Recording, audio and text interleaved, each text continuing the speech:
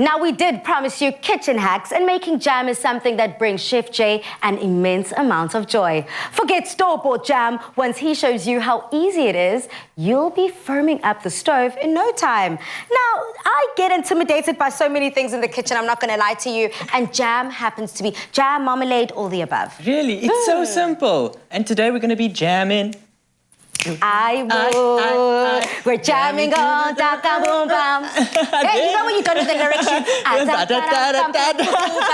Okay, so what do we need to create that perfect jam? So I've got a quick trick. It's a 3-to-2 ratio. 3 parts fruit to 2 parts sugar. It works with almost any fruit out there. So, simple way, 750 grams of fruit.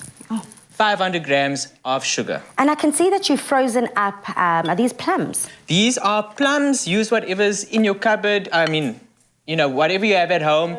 Any fruit can... Apricots, strawberries. Apples, pineapple, figs. So actually what you can do, Pali, is get your fruit into your pot over there. Now, we've frozen the fruit. Ooh, can you hear? Yeah, the sizzle. Yeah.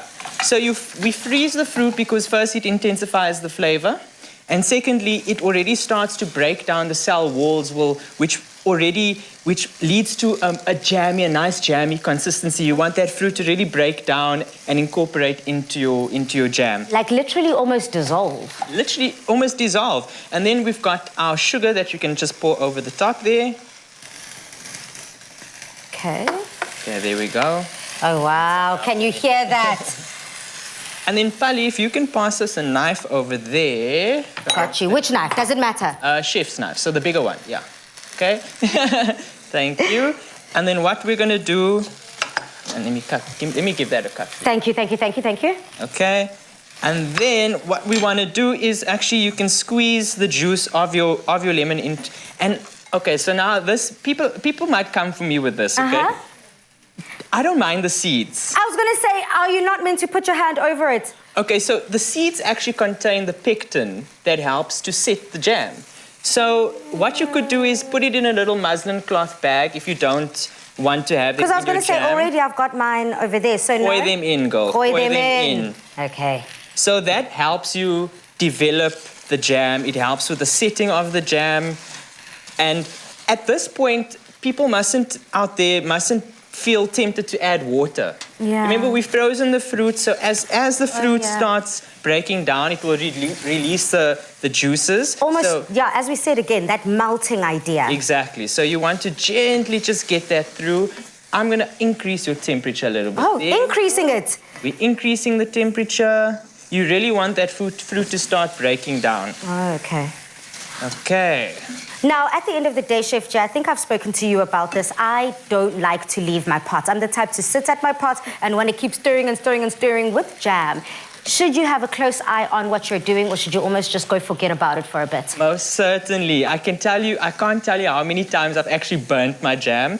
There's a lot of sugar in there. And above the sugar we've added, the fruit obviously also has a lot of sugar. So you don't want to leave your pot unattended, especially at this point where the sugar is still starting to dissolve, you know. So you really want to keep your eye on it, right? And so how you would know if your jam is set on that topic is if you've got a little thermometer, you can actually pop that in and have a look every now and then. When it reaches 105 degrees, it's ready. But I'm going to teach you another trick that anyone else can do at home. It is a hack after all. Sure, go on then. So what you do is once the jam is cooking, you know, the fruit is broken down nicely, you place a little bit of the jam onto a saucer that you've placed in the fridge. Okay. Place it back into the fridge for 2 minutes, and when you take it out, you should see a little skin developing on your jam. So that's a nice trick that people at home can use to test their jam. And what's also nice, Pali, we've got some spices. Yes. So what we're going to do is we're going to throw the spices into there as well. We've got some cinnamon. Exactly. I'm glad you're learning as you go along. Absolutely. And then we've got some vanilla essence. Yeah. Vanilla paste. I've got blueberries on my side. Do you have blueberries? I don't have blueberries, but why not put them in? So this would be apricot or sort of a blueberry mixture.